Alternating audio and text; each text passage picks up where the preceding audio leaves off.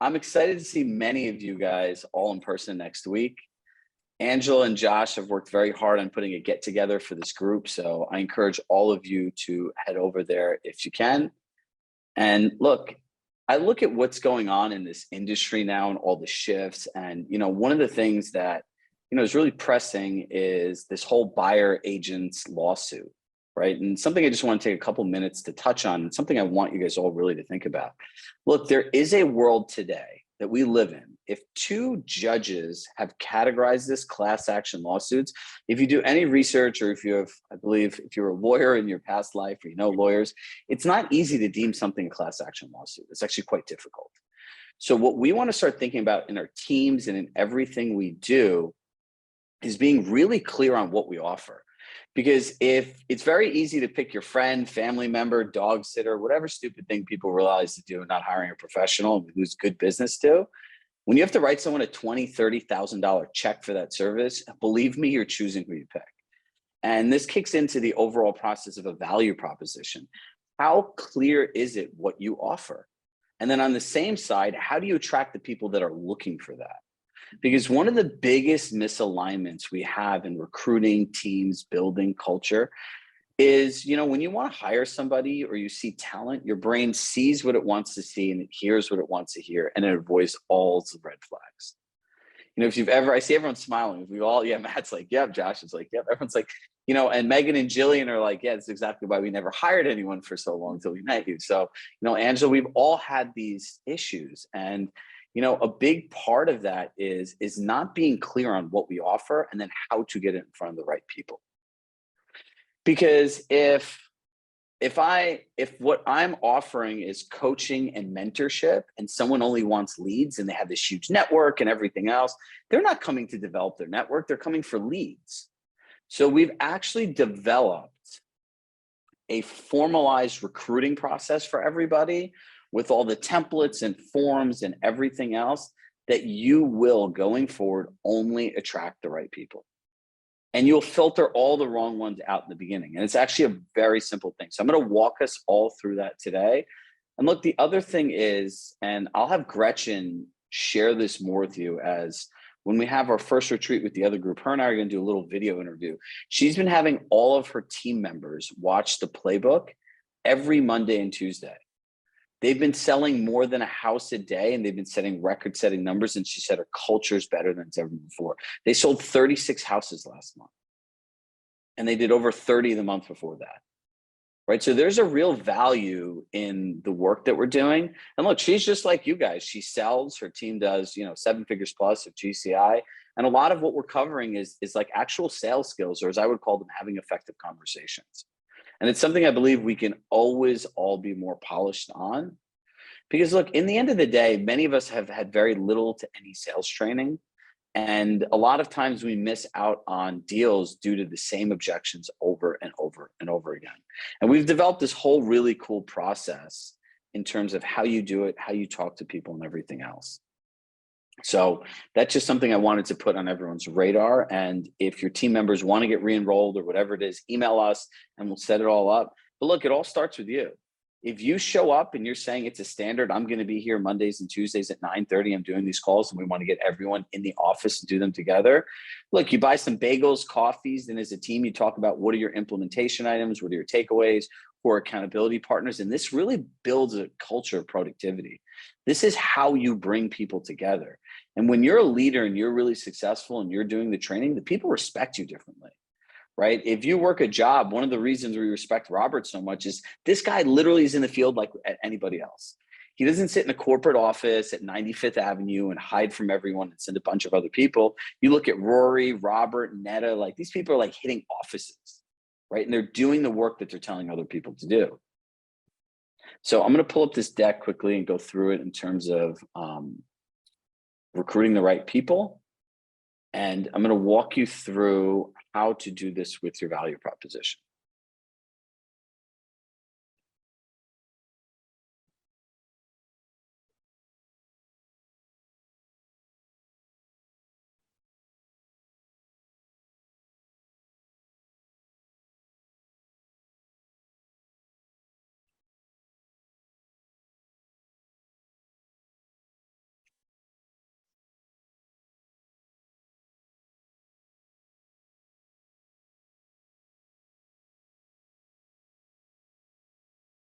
And then we're going to walk you through the actual form that we have created for you guys to use.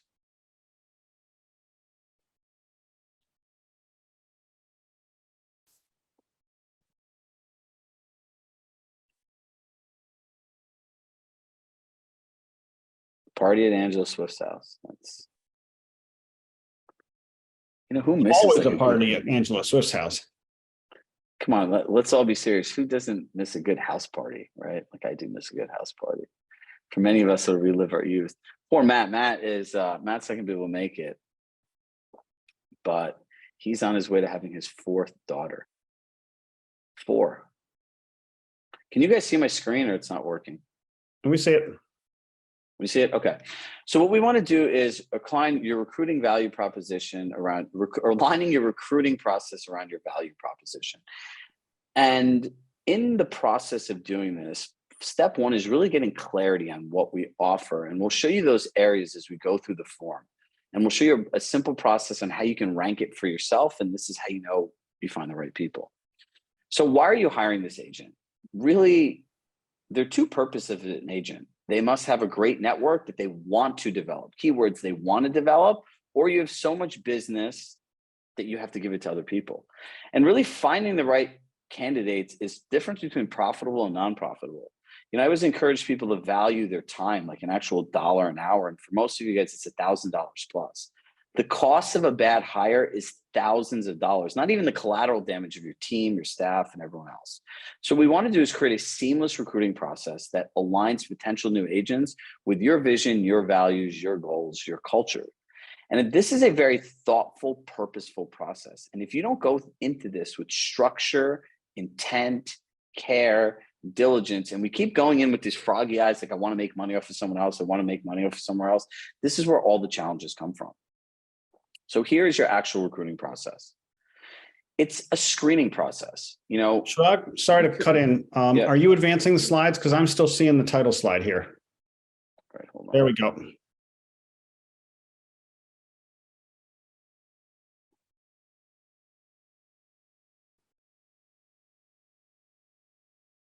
All right, for whatever reason, it won't let me share like this. I'm sorry, guys.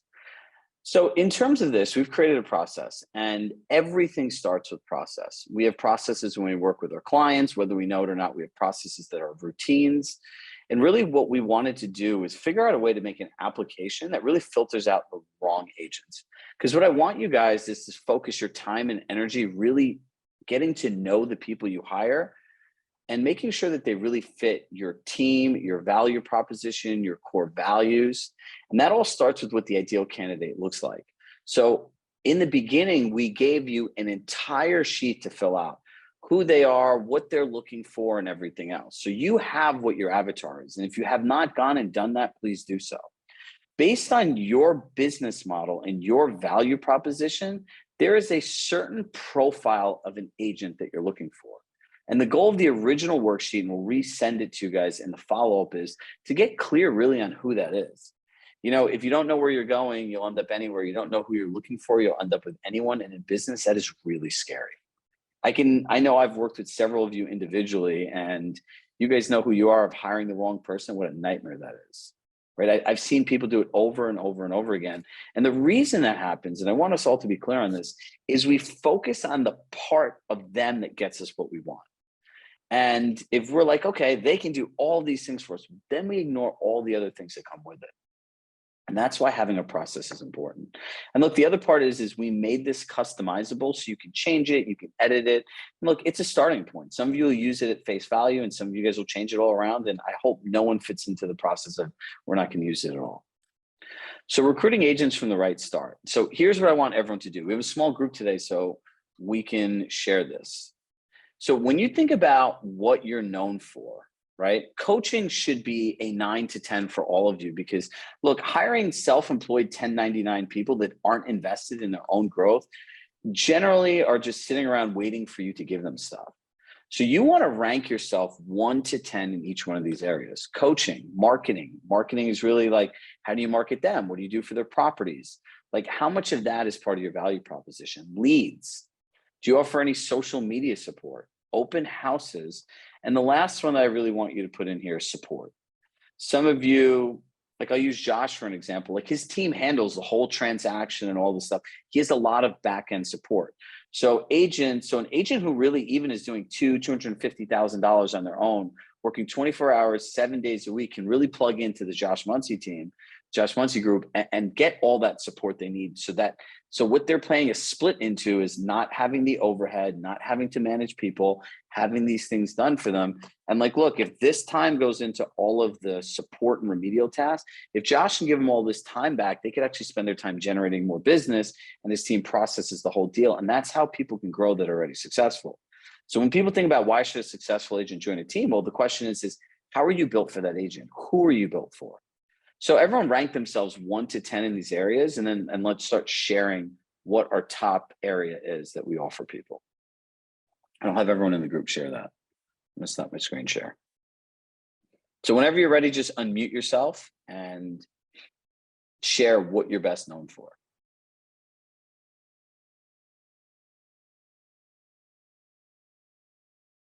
I'm just gonna start calling on you since everyone wants to be shy today.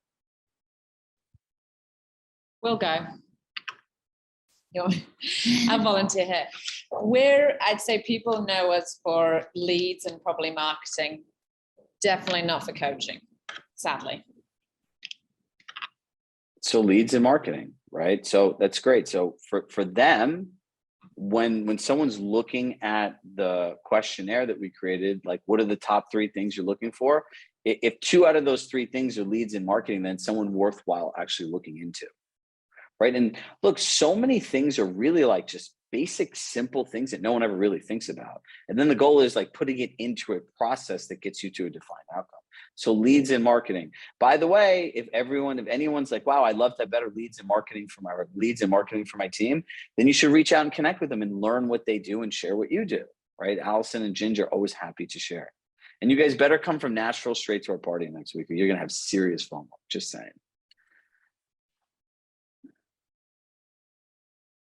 We can all live one night without sleep. It's fine. Keep going. Who's next? Brad, what do you got? So for me, it would definitely be coaching and mentorship and probably marketing. Coaching, right? So when we say coaching, you're coaching them on what your success record is, right? So if you're looking at Brad, like they want coaching from their team leader, coaching from like a third party like us, because it's included in what you guys already have, right? So if someone has nowhere on coaching on their list, do you think he should even have a conversation? No, it's filtering all this stuff out. Matt, what you got? I think leads, mainly opportunities, listing opportunities, market share, exposure. So leads, brand, and marketing, right? So if someone doesn't like Matt's name because of what he's built, his mom has a name in the Hamptons, right? Like his Breitenbach name goes a long way there for like success and trust in real estate. So if an agent does not see a value in like a known brand, then all their value is going to be on leads and different things that they're just part of it. Right? Like people come to him and when like, oh, I'm on the bat team, right? They're like, okay, there's credibility there, right? And that's something he spent a lot of time and money building. So I want to give these examples so it starts going in everyone's head. Fran, what do we got? Unmute yourself. Okay, it sounds a little bit like a frog today, so excuse. I would say definitely the leads, because anyone on my team goes on one of my listings with me, and then they have the opportunity for the open house leads as well. And I would say same thing, brand coaching, like I walk them through when they have a buyer or they get their own listing, I walk them through all the questions that they need and how to do it and the negotiating. And I think those are the 2 strongest things. So I would say to you, right, it would be leads and also support, right? So Fran's business model is really simple. Fran is the rainmaker, and being on her team, there's this supporting agent role, which also gives them open house opportunities, right? Like that's this young, now I'm going to really sound old, like this young generation of realtors does not put value on like the ability to do an open house. When most of us started, we're like looking for people. Who can I do an open house for? Who can I do an open house for? Right. So it's an opportunity for being put on listings, I would say mentorship is a big thing, right? Yeah. Fran is a listing queen. I remember this 22 listings in the first 3 weeks at Compass in the new market. It was very, very impressive. And that's what somebody wants, right? So when she's filling out her form and she customizes the things that are important to her, if at least 2 out of the 3 things you offer are not in alignment, don't even bother talking to the people. By the way, we wrote you emails that if they're a good fit, this is the email you send. If they're a bad fit, this is the email you send. Like, our goal truly is to create plug and play systems where all you have to do is make the tweets that make you. John Zimmerman, what do you got? Okay, so I think our brand name helps a lot. I think I bring some credibility to young agents, leads and marketing to a certain degree. Probably some mentorship. I mean, everybody probably think they're mean as hell when they get done with it, but I do create killers, and that's they either make it or wash out quick. I love you. I surely do. I create killers. There's the quote of the day. Join the John Zimmerman team. We create killers. So leads, right? Leads is a big thing, right? So people that take leads, in my mind, also have to value mentorship and coaching. Because if you're giving people leads, they need to have the right lead system and everything out, the right coaching system to do it. Matt and I spent half a day working together last week. And one of the things we really identified was like, here are the type of leads and opportunities we give. And we called it the BAT Teams Lead Program, where it's a program where you have to opt into the program. But part of opting into the program, John, is going through our specific training on really what's our proprietary customer service process, which is our brand and the experience we're creating for each person.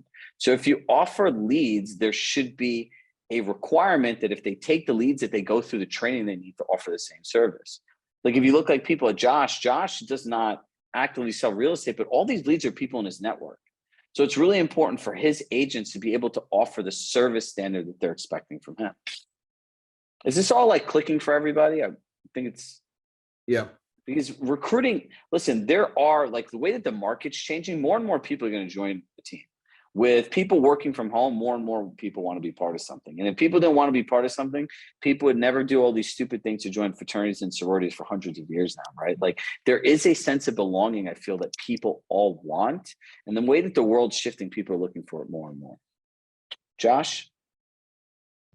Yeah, I think we offer a plug and play opportunity for growth, right? And so that part of that is business opportunities or leads, mentorship, and culture, right? Like, it's people, our team, like, enjoy showing up to support each other. And I think that those are the 3 biggest things that we bring to the table.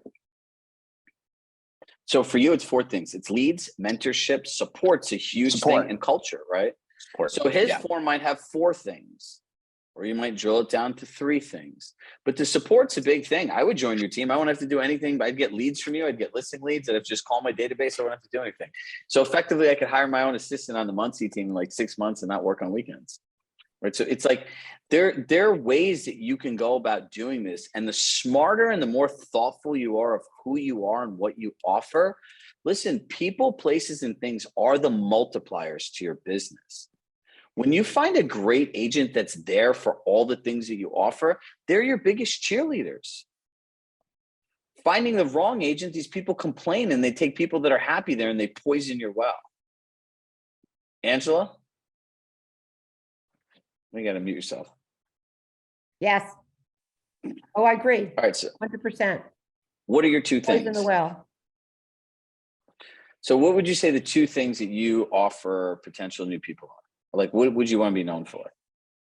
My enthusiasm and passion for getting the deal done. Little train that could. We're not going to quit, i.e. what I'm trying to do right now with all these balls I'm juggling. That and undying, almost to a fault, as I've talked to Jen yesterday about, in trusting, believing in, lifting up, and allowing the people on my team to grow and to support them. And almost to a fault, as I've seen in the past with people that I've just trusted to go and do their thing without regard to having rails on the process. So that's my learning, and that's my gift, I guess. So what she's saying is she's offering mentorship and culture. Those are her two big things. Thank right? you. You're welcome. Always.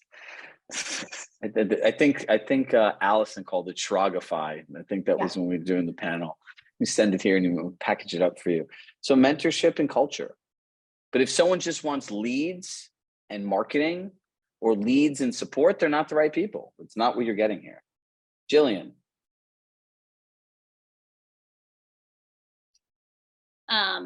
I think we offer a lot of mentorship in regards to the way we do things. We're very methodical by comparison to a lot of people. So I think sort of walking our team through sort of start to finish, pricing, staging, all of this stuff that we do in such a unique way. So mentorship, I think. And, you know, Megan and I we've always done really well being good cop, bad cop. I'm always the good cop. Megan's always the bad cop. So, you know, we can sort of work off that together and really, you know, I'm always around for questions, as is Megan, but like any question, you know, we're very hands-on, very. So they don't make them to a fault. Like we're a little too hands-on. So mentorship and support, right? You guys have a support staff and everything else. Megan, what is your perspective on this? And we'll round out with Tracy. Yeah, Jillian said mentorship. I describe it more as training. I think people come to us to get trained. I think they just want to go where we go all day long and see how like the ins and the outs of the business in terms of negotiating happens versus like sitting in an office and being trained. We have, you know, 2 operations people, which are marketing people too. So if you're on our team, you're having a whole lot of the back office stuff and all the marketing done for you. We're weak on leads and passing off leads. We've just started sort of working on a leads generation thing. So the thing that you mentioned that Matt is doing, the leads training program, is super interesting, but that's our true weakness, I think. And I think buyer's agents always want leads. I think, you know, if they're agents, that's what they're looking for. And that's where we need to work on our model. Work that database. Now you can expect a personal call from me in the next 7 days. It's reignite this push. I see a trip to Westport, Connecticut for a day in your future. And Tracy Anderson.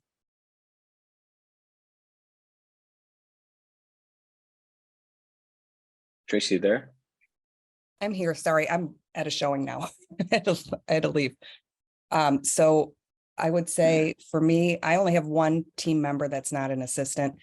And I think it's culture, not so much leads, but it's marketing and mentoring. So culture, mentorship, and marketing. Mm-hmm.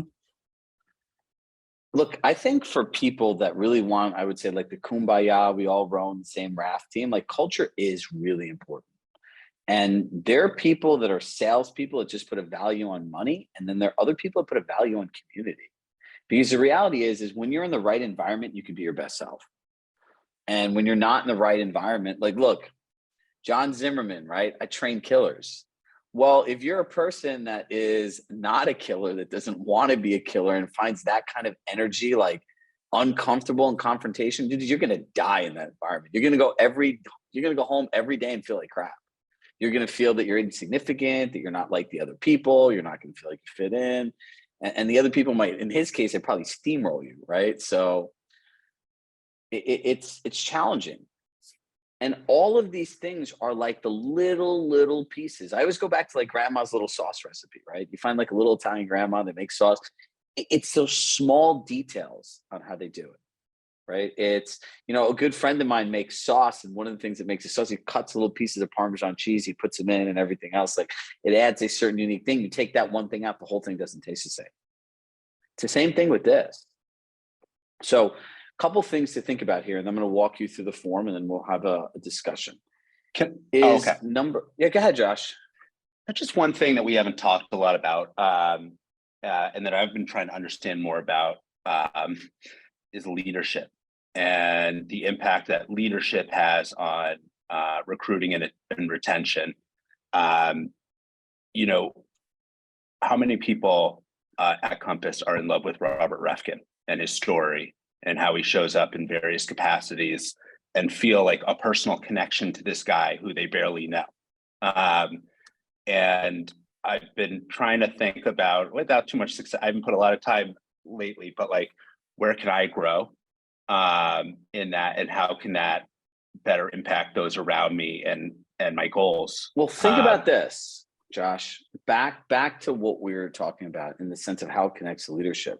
Look, when you're really clear on what you offer, right? Whatever those 2 or 3 things were for you, write them down. And then when somebody comes, structure an onboarding process, an implementation plan that they get the most out of those things. Continue sharing them every month, like we talked about in our other sessions, and then you'll be an effective leader to them. What is leadership? Giving somebody what they came from. All of you are great people, so we don't have to worry about you, like how you're treating other people and stuff like that. That's like a mute point, right? So when you start thinking about what's great leadership, it's showing up for the people that you need to show up for, right? And that's leadership in its simplest form. David, if you want to like understand more about like real leadership, you can talk to Yoda. That's like his cup of coffee. So let's walk through this process that we created for all of you. And look, Josh, if I came here for leads, I'm not getting leads, you're a shitty leader, right? Like if I came here for leads, you're giving me the leads, you're training them. Remember, like trust is a feeling that's created through interactions and engagements.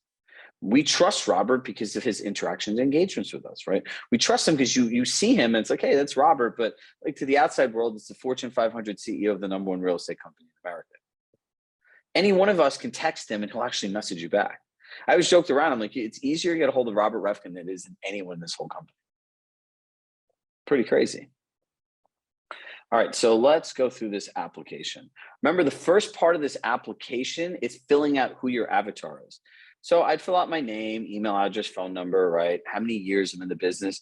Years in the business is one of the most underrated things in this whole recruiting process. Every one of you should have one of these things be a bucket of experience. Because you have a bunch of really experienced agents and a bunch of like mid-experienced agents, like 3 to 5 years, there's always going to be a fragment in what they're both looking for. So to create any kind of standardized process is hard. What was your GCI? We all need to have a GCI minimum of where people are and based on our system, what we can get there. Buyers, sellers, renters, neighborhood, right? What neighborhood do you typically serve? I don't know. I'm just going to put my own neighborhood here. And this is interesting what we wrote. This form updates in real time. We consider a team to have at least 1 team leader, 1 to 3 team agents, and 1 staff member. That's like a team. So if they say no, and again, we made this form that you can edit it. So now we go to the next part. Culture and work style questions. This is where we really get into situation hiring, right? In real estate, we often have to deliver bad news to our clients. Selection options that best represents the approach you're delivering. And in this, you'll learn a lot about the people. I focus on my client's communication style and deliver in a way that will soften the blow. I feel like it is what it is. No need to dance around the situation. If you're on John Zimmerman's team, that's the answer you want. Now, if you're on someone else's team, it might be like, I focus on my client's communication style and try to soften the blow, right? They're different people that have different personalities. I let someone else tell them the bad news, especially if it was not my fault. I have my staff do all of this stuff. I avoid telling them to the last minute and apologize as many times as I need to. There are people that don't like confrontation. I sweeten up the bad news by surrounding it with positive news. That might be a team value. But in this, you can start seeing beyond beyond all the googly eye stuff that we see when we're like, oh, they have a great network and they've made all this money. These little things here are the things that are really going to drive you crazy about somebody or you're going to love them for. Has there ever been a time where something highly important needed to get done, but it didn't get done? And so how does it make you feel? I always get my work done, but if this happens, I would feel guilty. Yes, this happens, and I feel guilty. Yes, this happened. I told myself these things happen sometimes that we can't control. Yes, this happened, and I keep moving forward.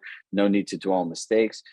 No, this has never happened, but I'd make sure to figure it out, what I did wrong so I could fix it. In the end, this was my question here. Our team put this together. You want to hire people that have guilt, right? I learned this from Brendan Bouchard. He goes, the best team members are people that have guilt because they care. So there's always going to be a time where something important does not get done in the time frame it is. And what you're seeing is what is a person's psychological response and justification to when that happens? If people have guilt, like I felt bad, it was terrible, like, these people can grow because they have a certain compassion and care towards things. This is David's one. How likely are you to do a task that may benefit another person, even if it costs you? David, can you explain this one in more detail? Yeah, so this really gets to how the person balances their own particular interests versus the interests of the team. Josh is talking about how we all show up for each other. He's talking about a strong culture. He's really saying we like the fact that we're in this business together. It's important to us to have good relationships, and we take joy from this process through the other people we're relating with.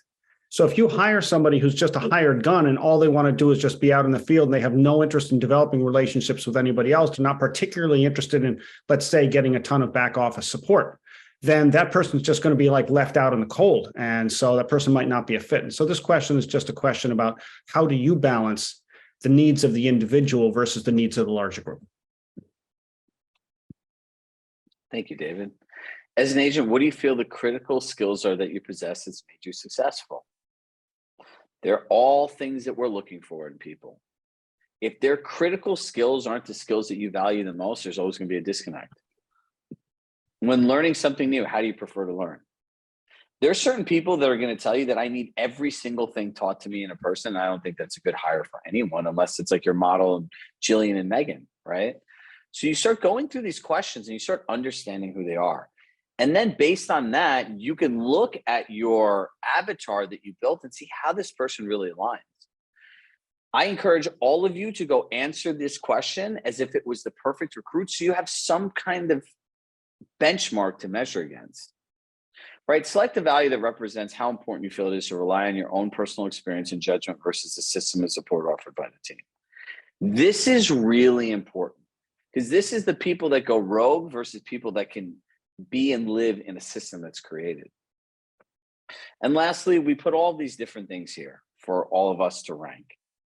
You can add some new things in here if you'd like. You can keep the ones that we have, but the goal is at least to have 2 or 3 of the things that you value and feel your core competencies, value proposition, what you can offer people. If they don't check at least 2 of the boxes, then you should not even meet with them. So this is what we created to circulate and to send out to everybody. This going forward should be everyone's process. So now for the rest of the time, I want to open this up to a group discussion with all of us, right? And look, I always go through this with every group discussion. We're talking specifically about recruiting. So everyone should start sharing a lesson they had in when recruiting went well. I did this and I was able to get that as a result, right? Like start thinking about where you can start sharing your wins with people. So to just kind of go back and summarize this, right? Step 1, it's understanding who your avatar is, right? Go through and do the original worksheet. Step 2 is start implementing an actual process of screening these people, meeting these people. Step 3 is understanding when you meet these people, what you're actually talking about. And that's going to be different from everybody. We tried making a standard process, but your business is as unique as you. And once you understand who you're hiring and then they are the right person, then the next questions more become like, how do they fit into the culture? What benefits do you see about this? And literally as you meet these people, talk about your benefits and ask them, if you're able to have support and leads, what would that do for your business? What would that do for your life? With the additional time you got back and the support we're able to provide you, how do you feel that you'd be able to use that time? What would work best for you? And then really understand who you're hiring and put them through a couple key situations that are challenging that you could find yourself in based on your business model. And step 3 is build out that implementation onboarding plan for your 2 or 3 key areas. So when people show up, they're getting what they want and they don't poison your well. So that's what we have for you today. Dave, is there anything you'd like to add on? There's a lot I'd like to add on, but there's too much for us to just go through today. So I think that there is a lot out there for us to talk about. I'm not going to add anything else, except I will say this. The whole foundation of the conversation today stems from the fundamental, undeniable fact that the most important rule, I would call it the first rule in effective teaming, is get the right people on the team. And it's not easy to do, and I also see that most agents don't do nearly enough work to get the right people on the team. Because when you don't have the right people on your team, it's a struggle. No matter how good they are, no matter how well they produce for somebody else, that's a struggle. When you have the right people on the team, no matter how difficult the market is, no matter how competitive it might be, you have a chance. Because ultimately, I always say a team, if I ask you, what makes a team, most people say they have a common goal. From my point of view, yes, they have a common goal, but it goes further than that. They have a shared approach to business success. That means they have to align with your culture. That means they have to align with what you think matters, your values. That means they have to have skills that complement somebody else's. There has to be an alignment there. If you're the coach of a basketball team and you say, we're going to win with defense, we're going to win with defense, we're going to win with defense, we're going to get every loose ball, we're going to outwork the other team. And then you trade for somebody on your team who's this great offensive guy who doesn't want to play defense, you got a problem. And unfortunately, this is what happens. We get the sexy person who is a good, producer for somebody else, and they may have been a good fit for that team, but they may not be a fit for us. So this stuff is really, really important. I'm glad everybody's thinking about in detail what this really means for you personally in your business. So let's open this up for discussion about recruiting best practices. And look, everyone is going to add somebody at some point in their life. Like I highly doubt everyone's just going to stay like where they are. So this is in terms of like, go ahead, Josh. Yeah, I'd love to pose a question to the group. I'd love to understand from everybody, like, how do you structure interviews and conversations in terms of like, do you do the first interview, or do you have your operations or another team member? And what does that typically look like? Or Chirag, what's your recommendation in terms of that? For me, like a team leader, obviously like control is top of mind. And so sometimes I like to lead and do that first interview because I want to know if this is a viable person, if I like it, but like I have to preserve my time as well. So I think Josh, people do it all differently, right? I've seen some people have one-off interviews where just a team leader does it. Like on Stacy's team, she'll have her team members meet them because the person fitting into her team is almost more important to her than her liking them, right? Because some of the things that she's experienced. So just raise your hand. Do you guys do how many people do committee approaches to interviewing? Anybody? So I think most people do somewhat of a committee, right? Fran, you do somewhat of a committee, right? You and Michelle meet the people. That's the committee, right? If Michelle doesn't like them, the odds of them getting hired. I start with Michelle. I don't waste my time. If she doesn't like them, I'm not interested. So the good part about this is this. If you have a key employee, right, like a director's operation or somebody that really drives your business and is a key part of what you do every day, let them do the first interview. And I'll tell you why. If they hate the person, they're not going to want to work with the person. And in the end, their relationship with you has to be stronger than your relationship to want to just add people and make more money. Because if they lose interest, what you're going to lose with them will never be as much as what you're going to get with a different agent.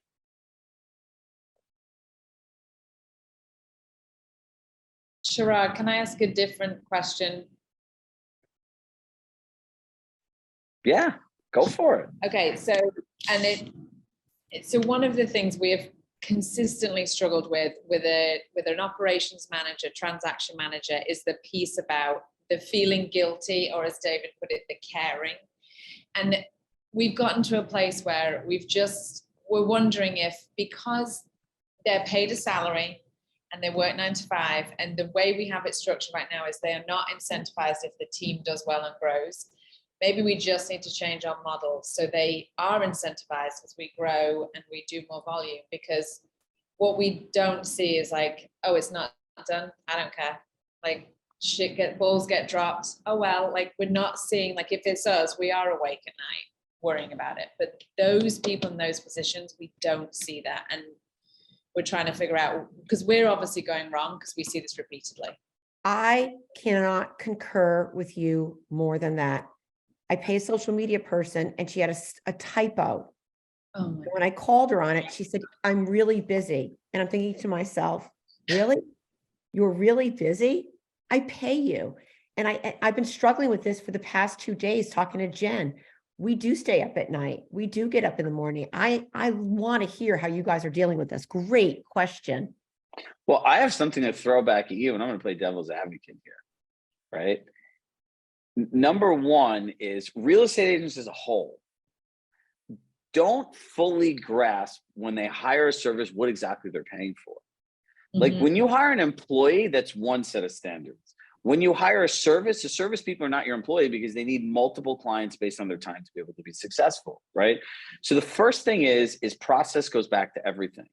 Like if things are getting dropped, Ginge, Allison, look at the process. Angela, I know you're meticulous with your typos and stuff like that. So I feel bad that you have to even read my emails because you're filled with them, right? And true story, right? Anyone that's ever gotten an email from me knows why I like voice notes. The reality is one, there needs to be a process. Two, people work based on their pay structures, right? That's the reality of life. If you have a 9 to 5 fixed salary, besides having fear of losing your job, there is not a single incentive in the world for you to work till 6, 7, 8, 9, 10 at night. You know, that's why like here, everyone that works here has some form of a bonus, right? And you know, if you're in a fast growing business, the way that I think about compensation is an if then.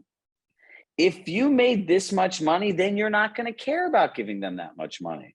So tie their bonuses to crazy goals of yours and align them around it based on culture, excitement, ongoing conversation. Right. So it's like if your team made, like, let's say you hit $3 million this year, you wouldn't care if you bonus out your staff an extra $100,000. It wouldn't make a difference, right? Because that's like a stretch goal. So it's like you have a stretch goal, you have a baseline goal, and then you have like their bare minimum. And you create compensation based on that, right? Does anyone have a good bonus structure they have for their employees?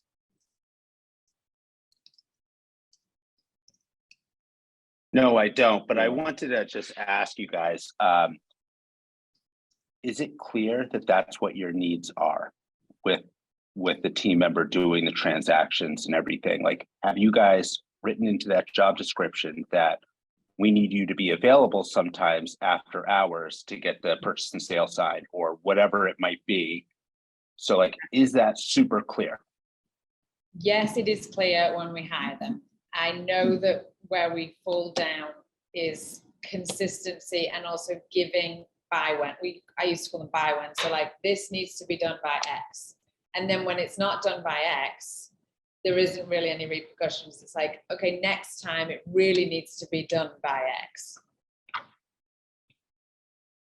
So there's growth in the management as well, right? It's what is the follow-up, and it's a growth area for me. I'm not the best manager in the world either. So, but there could be something there. I've had similar issues in the past, and I think the point that I'm thinking of is it's not always about incentivizing like the salary to get to where you want to go, to have the right team member that does the thing. Sure, that can be a factor. It's motivating for some, but it also can be like clarity and like, how are you communicating about it over time? So everybody knows the needs. Yeah, there's definitely an element of that for sure, Josh. Yeah, that's an important point, Josh. You know, you can't just assume that the only thing that motivates everybody is more money, right? If I asked everybody on your team, what's the number one thing that you wish you had more of or less of on this team? I wonder if all your team members would say exactly what you think they would say. I bet not. And that gets to the question, do you really know what motivates them the most? You know, there's one model for what motivates people, and it's the 4 M's: money, membership, which is about being part of a team. That would be good for Josh's stuff. Manifestation, which is about building. And the final one is mastery, which is about learning and growing. And so it could be that people are, motivated by all those things to some degree, but which one would they put number one? And so if somebody is really motivated by growth and learning, and you're going to offer them more money, you're not motivating. Conversely, if somebody would really like to feel part of a winning team and all you're going to give them is a chance to learn, but they're kind of like on their own, they're never part of a team experience, then maybe they're not motivated by that either. So part of your work here when you hire somebody, or if somebody's already on your team, is to be absolutely clear in your mind, what motivates this person? And then think about how you might offer some version of that as an incentive. The other part is this goes back to the beginning, right? And every one of you could ask a screening question. What motivates you to go above and beyond what is required? See what they say. Look, the easiest way to know what somebody wants is just to ask them. Right? It's not like, you walk into a listing pitch, like, so what's most important to you about an agent company that represents you and sell this home? They're going to tell you. They want to tell you. Right? So, ask these people, hey, we've seen this happen a couple times. How can we best support you in creating an environment and a process and a system that you feel supported that these things don't happen anymore? Make it about their benefit. Mm-hmm. Right? Oftentimes when things go wrong, listen, my fundamental belief is things have to break for things to grow. So if you're not asking these people these questions and everything, and literally every time something goes wrong, they get reprimanded, you're teaching them not to tell you about it and to hide it from you. That's true. Look, people that have strong relationships with their children are generally the parents that have open communication, didn't judge their kids when things went wrong. They felt comfortable talking to them. It's an amazing trait and patience that some parents can have. So it's a very intriguing conversation that you guys are all going to take into your peer groups. So into your peer groups, I want you guys all to get clear on what it is you offer, right? And start building out what those processes look like. So if you offer culture, how do you define culture? Culture is an active set of activity. Like, we have team events, we have team meetings, we do lunches, hands-on stuff. You need to be able to describe that to somebody, or somebody's gonna be like, okay, he's just trying to hoodwink. Just offer culture. Make sense? So that's what I want all of you to take into your peer groups. And everyone else, I think, Brad, are you coming here next week? I'm unfortunately not. I wish I could, but family, I was just in Florida for a week. So, but I'm going to miss y'all. Someone will FaceTime it. I know John can't make it. Matt probably might have a baby any day now, but I think everyone else is going to be able to come, correct? Jillian's not missing a good party. This is Megan and I have a car service. We're coming in and out same day, but we will be there. Wait till you see the bar we built for all of you, right? So here's some things that you guys can start looking forward to. So once this really gets up and going, our space is really a place for us all to build more community, get to know each other. So we're working on schedules where that we could start hosting you guys, just kind of like an open session. Dave and I'll be floating around for the day, and we'll have a happy hour at the end. Like, we've literally built everything that you normally need to go to all these different places for into one place. And look, if you guys ever need to come by, use the space. Another thing is we have like a full-blown podcast room, like 3 cameras, an automated slider. We did not put a single piece of our branding anywhere inside the room. And the reason we did that is there's a TV screen behind there. You guys put up your brand and you can launch a podcast. All you have to do is bring the camera people. And someone asked me, so someone said, you're going to rent this out to your clients? I'm like, no, we don't rent our stuff, we share. Yeah, there's sound stuff on the walls. It's a really quiet room. It's kind of a dead sounding room. When you go in there, it's like, yeah, this is perfect for what I need to do. It's really, really nice. So these are all the things that you essentially all have to look forward for. Listen, it is my goal to bring us together in person as much as we can, right? So, our business and our community is built by all of you, and now we all actually have a home that we can share with. So that we're really excited about. So look, I can't say this enough. I'm always excited, but I think the work we're doing here and really building out foundations. The other thing that you can really look forward to is we built out a template of a value proposition book that you can start plug and playing your stuff in. You'll have that by the end of next week. Chirag, for those of us coming, how can we support you guys? How can we support CSC? Is there anything that we can be doing to show up in a certain way for you guys? No, just come, have a good time, and Instagram away. That's it. That's tag you up. All right. The best thing to do is get to know and spend time with people that you have not spent time with in the past. Right. I would say, for David and I and Calissa and our team, watching how happy you guys are all together and the friendships that are made are the best part for us. Because No doubt. it's such a lonely business and it's tough. Brad, I'm going to encourage you to do a 1 day in, 1 day out, man. That flight to Atlanta is not long. Literally Tell you, fly in. You're selling me good right now. I tell you that. Dude, fly in Wednesday night and leave Friday morning. All right. Let me look at flights. I'll get off this and have my assistant line it up. And I'm fly like a into pro White flight. Plains if you can, Brad, because it's not far from the office. It's a small Okay. airport. It's easy in and out if you can get a flight. HPN is the ideal location. Okay. Look, you can go there. Think about this. You can go on Wednesday night and meet a lot of the people from this group. Thursday, they're all going to be hanging out doing something during the day. They'll plan activities. And then Thursday night, you'll all meet the people from the other mastermind group. We had to close our thing around like 140, 150 people. Rory's coming, Robert's coming, I believe Leonard's coming, I believe Ned is coming, and a whole host of people from all around the country. And our whole team is going to be there. It is going to be an epic night. I'll give you guys a little secret. I even rented some like crazy ice cream truck that they do like these, that they have all these customized flavors. There's like a whole blowtorch. It is something like out of this world. Like this is a culmination of everything we've ever done for the last 3 years. It is our 3-year anniversary, our grand opening, a way that I could celebrate my 40th birthday with all of you. I'm not going to give away all the secrets because I'm going to get off this call and get massacred by my team as they wanted this all to be a surprise. I see Calista looking at me like, you already told them about the ice cream truck. So, all right, I'm going to get off now before I'm too excited to share. So thank you, Josh, for that question. Thank you all. We'll get you all the stuff, the form. And the most important thing that you could do for all of us right now is block time in your schedule to keep the promises you make yourself and actually do the work that's here. And if you have questions, ask us. We'll help you. Like the most important thing is that you take the time that you put into here and do something. All right, y'all. David, any parting words? Calista? Nope, nothing else. Have a great day, everybody. See you soon. Bye, everybody.